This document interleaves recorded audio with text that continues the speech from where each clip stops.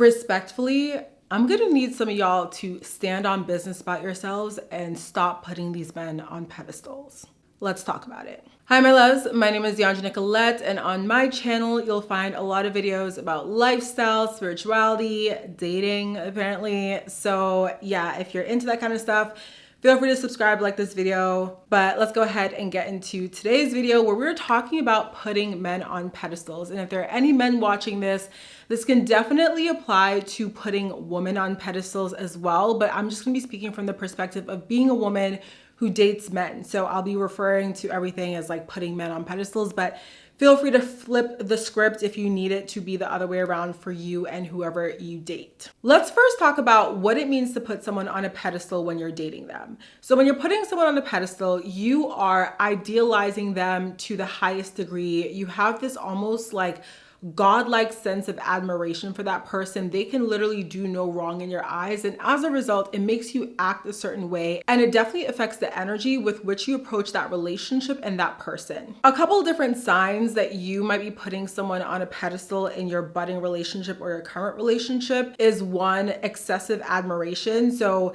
this means that you like admire that person so much to the point where they have no flaws. They can do no wrong in your mind. Another sign that you might be putting someone on a pedestal is overvaluation of their perceived traits. So you're looking at them and you're like, oh my God, they're so good at this. Like they are such an amazing human being. And it almost makes you in a way like diminish your value and your traits and what you bring to the table because you are looking at them as if they are so amazing and they literally, like I said, can do no wrong. When you put someone on a pedestal, you have this fear of losing them. So it's very much linked to anxious attachment styles. If you're not familiar with anxious attachment, it's basically when you have this way of relating to whoever you're in the relationship with, where you feel like at any minute they could leave you, they might cheat on you, they could go find someone better than you. And so instead of it you act in a very secure way where you're kind of like, oh, we're in this relationship and, you know, I trust them or whatever, you start to latch onto them and you exhibit this almost like clingy behavior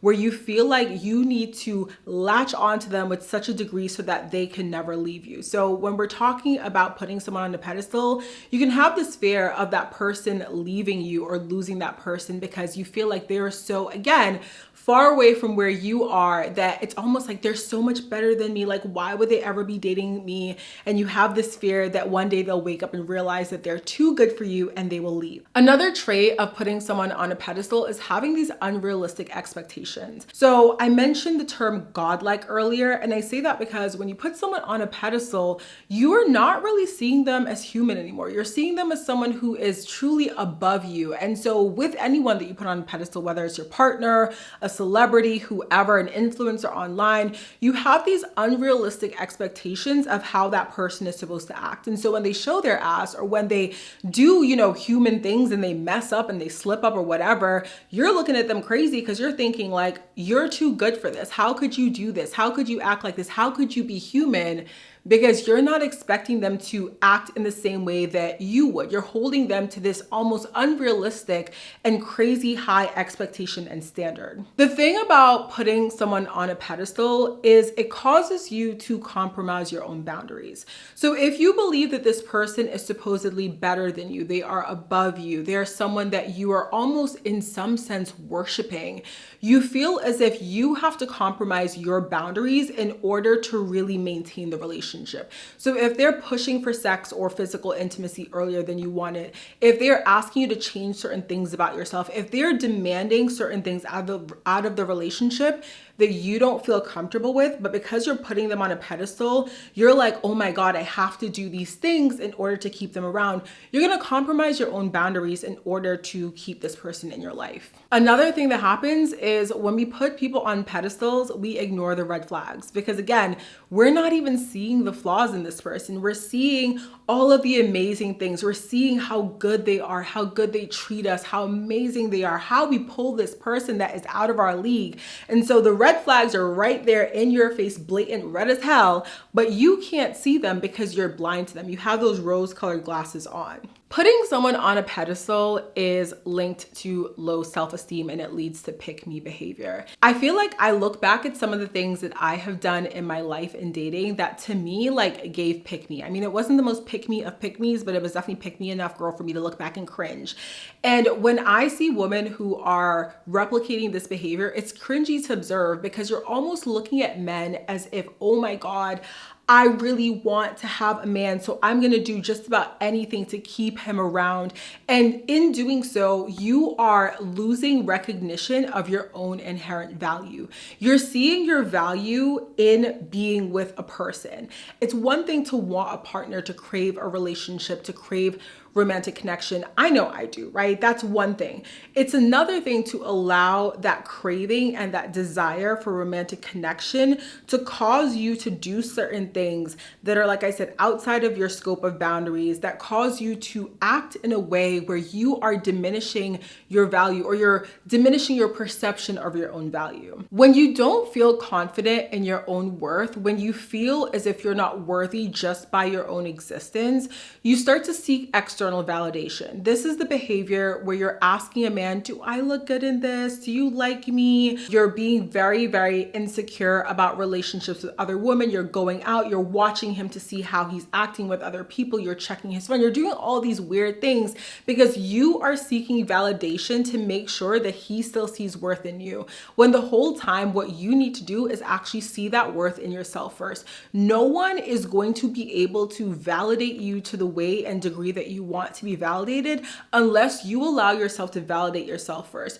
Do you think you're good enough? Do you think you're beautiful? Do you think you're amazing and smart? If you don't have those thoughts about yourself, how do you expect someone else's opinion of yourself to ever make you feel whole and complete? When you have low self-esteem and you see yourself as having low self-worth, or maybe you don't see it consciously, but it's definitely there subconsciously, you're going to continue seeking out these relationships and partners that you almost see as being superior to you so that you can not only put them on the pedestal, but then you can start to have them externally validate your worth and you can feel as if you're worthy because you have this person who is higher than you, above you, telling you that you're good enough.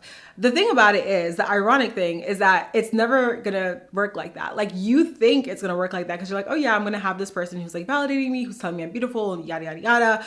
But like, you're always gonna want more. You're always gonna be seeking more from them. And in the case with attachment styles, and again, we talk about anxious attachment, because you are clinging so much to this person and really trying to get them to validate you and your experience, you essentially push them away in the process. So you're looking for that close connection. You're wanting it so badly, but in the process of trying to get it, you're pushing the person away. So you get the exact opposite of what you're looking for. When you're in like a pick-me state of being, a pick-me mindset, you are always going to be looking for a man's approval for like anything and everything that you do. We really, again, have to like look at that fine line of, are we doing some of these things because we're interested in his interests and we want to participate and have fun and we actually like are kind of interested in that thing too? Or are you doing it because he says he likes it? He says he likes women that does these things. And so you're trying to naturally morph into that woman. Let's talk about how we can address this behavior, because putting men on pedestals is literally basic behavior and we're done with it. We're not doing it anymore. Get off the floor, pick yourself up, okay? Stand on business about yourself, because it truly is so cringe when I look back at some of the things that I've done to feel like I've been picked or chosen by men. All the while, at the end of the day, we're literally all human and most of these men out here are extremely mediocre. So I don't even know why I was doing any of that, but you know, we all live and we learn from our experiences, okay? The first step is to be self-aware. And I feel like self-awareness can be difficult with this because when you are putting someone on a pedestal, in order to be self-aware of what you're doing, you also have to acknowledge the fact that you are experiencing a moment or moments of lack of self-esteem, low self-esteem, low self-worth, low self-love. And that's not always something like ever that someone wants to really admit, because it's kind of like, it almost feels like embarrassing to admit it to yourself that you're like, I don't feel worthy in just me existing as a person. But you, in order to like change that behavior, behavior, you really have to have that self-awareness, and you have to have a hard look at yourself in the mirror, girl. And you got to really stand on business about yourself and be like, okay, if this is how I'm acting, if this behavior is what I'm exhibiting, this actually might be low self-worth. And it doesn't mean that that has to be your forever. Like literally just acknowledging it is the first step to changing that behavior, but you have to recognize it first, and you have to be really honest about what you've been doing and the way that you've been operating. Second thing I need you guys to remember is that they are just men, or they're just women, okay? They're literally just people. We do this thing, and I feel like this is even like embodied in celebrity culture, influencer culture, whatever, where we're like so hype over another person. We're thinking they can do no wrong. We're like, oh my God, they're so beautiful. They're so this, they're so that, they're so whatever.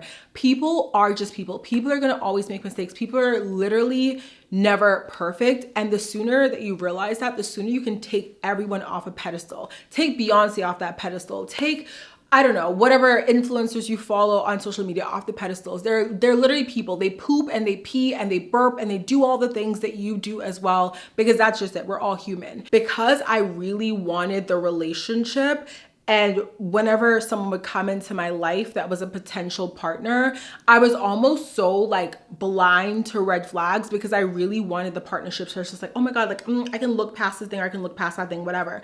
But you have to realize that if you are putting someone on a pedestal and you are not seeing them as human, and you're looking past the red flags, you're only doing yourself a disservice in the future, because those same red flags are going to become redder and redder and redder the more that you hang out with that person, the more that you get to know that person. And it's going to come to a place where you have to realize that you put yourself in this position. Like you literally saw what was there and turned a blind eye to it. So like you really can only blame yourself here. Relationships, no matter how much society tries to sell it to you as like, in order to have your shit together and you gotta be in a relationship, and you gotta have this and you gotta have that. You need to think about the type of life that you want to live, and you need to dictate what a good life looks like to you. And if it does involve a romantic relationship, then I would hope that it would involve a healthy romantic relationship. And if that's the case, a healthy romantic relationship can never stem, at least at the foundation, from you putting someone on a pedestal and allowing them to remain in a position where you feel they are superior to you. I'm gonna need y'all to stand on business by yourself and recognize what you bring to relationships. Now, I'm not talking about this weird conversation that they're having on social media where men are like, what are the women bringing to the table? Personally, I'm not participating in that conversation. You need to think about what you bring to your relationships. And what I mean by that is think about who you are, how powerful you are, how amazing you are, how beautiful you are. Yes, we're all doing self-work, right? So this is something where this is not about saying like, oh my God, you know, I need to be X, Y, and Z before I have my shit together. I feel like sometimes we meet people who we feel like have their shit together on a different level than us. And so for us, we put them on a pedestal because we're like, this is where I want to be. This is what I want to have. And that's beautiful to have inspiration, especially if your partner serves as an inspiration and can push you to really challenge yourself and do more. But you need to see them as just that, an inspiration. If you have someone who is doing amazing things in your life that you're inspired by, that doesn't diminish your worth. That doesn't mean that you aren't shit or you're not on their level simply because you're not doing some of those things yet.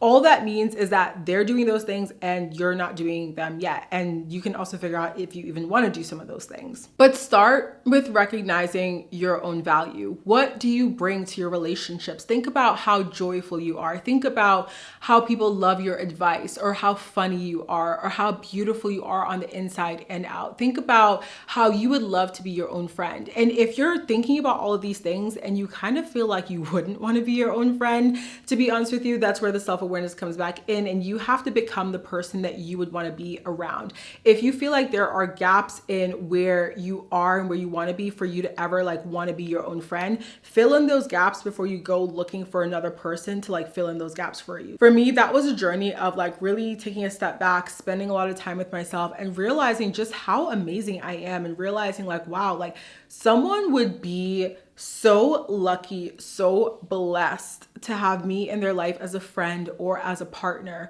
And as a result, I'm going to show up in that way. I'm going to walk into every room, into every relationship, into every conversation, knowing that I am that girl, knowing what I bring to the table in terms of my energy and my confidence. My favorite compliments are the ones where people compliment my energy, because that doesn't lie. You can't fake energy. You can put on makeup, you can put in hair extensions, okay? You can do all that, but you can never fake energy, baby. So when people give me those compliments, I'm like, yeah, I know. Like that's who I am. That's like what I bring to the table always in every single relationship. So who would not be lucky to have me in their life? You also have to recognize that you're not going to be for everybody. And I feel like that's another thing that trips people up, because you can be the most beautiful, energetic, abundant, amazing person, but you're still not going to be for everybody. Not every single man is going to want you. Some men are just going to want to sleep with you. Some men are never going to want a relationship with you. And that's just what it is. You only need that one for that moment, unless, I mean, you're polyamorous, but like you only need that one for that moment. If you're in a room with like 100 men and you connect with one, why are you concerned what the other 99 men think of you? It's about also recognizing that you're not going to be for everybody. You're literally going to be for the person that you are for. And even in that space, like you have to understand that part of that is getting to a place where you're comfortable with yourself, where you love yourself, where you see your worth, because they're not going to be able to see any of that or recognize that unless you do. And you're going to continue putting them on pedestals if you don't recognize your own worth yourself. You need to look at their flaws and their strengths and look at them in a very objective manner. Now, we are all humans. We all are flawed. None of us are perfect. The flaws don't necessarily need to mean that you can't ever pursue a relationship with that person. And by pursue, I don't mean like I'm pursuing, but you know what I mean. But the flaws don't mean that it can never work with that person. It just means that you're acknowledging their flaws. Like flaws and red flags are two different things, okay? Let's just discern here.